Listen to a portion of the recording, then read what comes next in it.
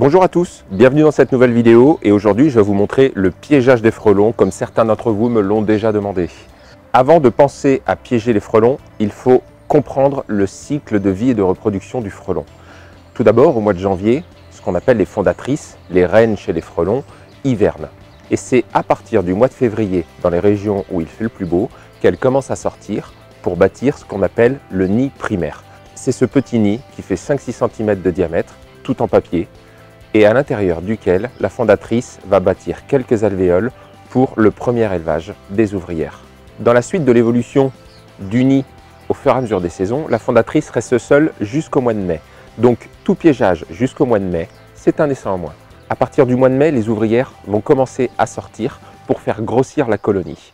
Ici, vous allez commencer à avoir un piégeage avec énormément de prises, surtout juillet et août. Août étant la période où le nid primaire se transforme en nid secondaire. Ce sont ces énormes nids que l'on voit accrochés en haut des arbres et qui peuvent faire jusqu'à 1 mètre de diamètre. Ici, je vais vous montrer la fabrication d'un nid avec des accessoires très simples que tout le monde peut se procurer, à savoir une bouteille d'eau vide, une paire de ciseaux, une agrafeuse et une feuille transparente, comme celle-ci. Donc vous allez comprendre l'utilité de la feuille transparente une fois qu'on aura terminé de fabriquer le nid. Tout d'abord, avec la paire de ciseaux, on va commencer par découper la bouteille en deux. Donc vous avez différentes séparations ici. Vous allez en laisser une entière pour qu'elle puisse, une fois à l'envers, se clipser dans la suivante.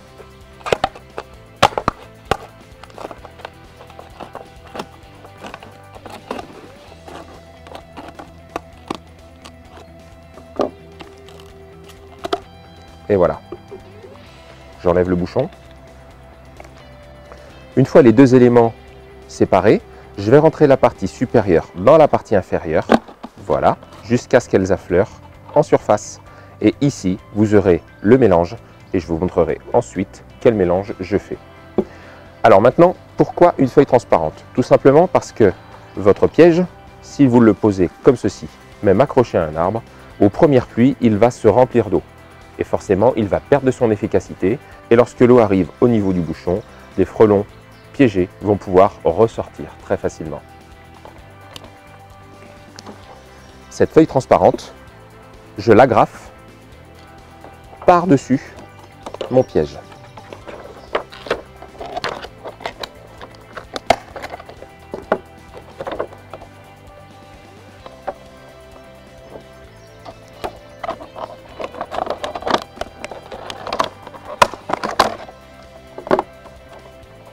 Comme ceci.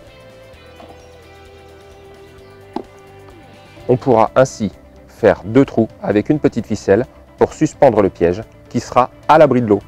Pour le mélange, il existe beaucoup de recettes. Je vais vous montrer la mienne et je vais vous expliquer également pourquoi j'utilise ces produits-là.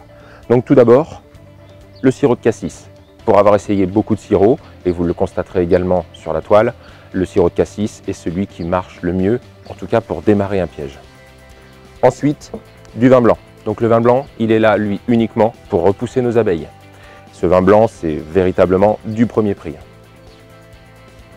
La bière. La bière, c'est un grand sujet de discussion. Tout le monde prône la bière brune, je suis entièrement d'accord. Il faut juste savoir que toutes les bières fonctionnent. La seule différence entre une bière brune et une bière blonde, c'est que la bière brune, le démarrage va être un peu plus rapide, étant donné que les frelons asiatiques se dirigeront plus facilement vers cette bière brune.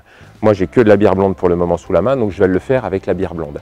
Ce que vous devez comprendre également avec nos pièges, c'est que à partir du moment où les premiers frelons sont piégés, ils vont commencer à se décomposer à l'intérieur du mélange. Et il faut surtout ne pas vider votre piège à ce moment-là. C'est cette odeur qui va attirer les autres frelons. Et à partir de là, bière blonde ou bière brune, croyez-moi, il n'y a plus aucune différence. Pour ce qui est des quantités, inutile de remplir les pièges comme on peut le voir. Une petite dose suffit. Sur un piège comme celui-ci, on a entre la sortie et le fond environ 4 à 5 cm.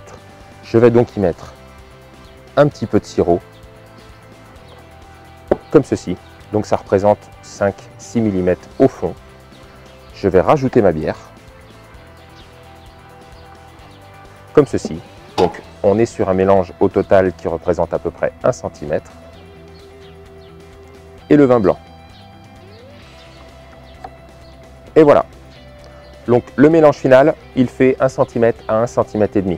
Inutile d'en mettre plus. Il vous suffit maintenant de disposer plusieurs pièges autour de vos ruches. Plus vous aurez de pièges, plus vous aurez de frelons attirés par vos pièges et non pas par vos ruches et vos abeilles. Si vous n'avez pas de ruche, vous pouvez accrocher vos pièges dans les arbres fruitiers. Vous allez voir qu'à la saison où les fruits deviennent bien mûrs, les frelons adorent ça. Voilà, c'est fini pour aujourd'hui. Je vous dis à très bientôt sur avoruches.com. Bye!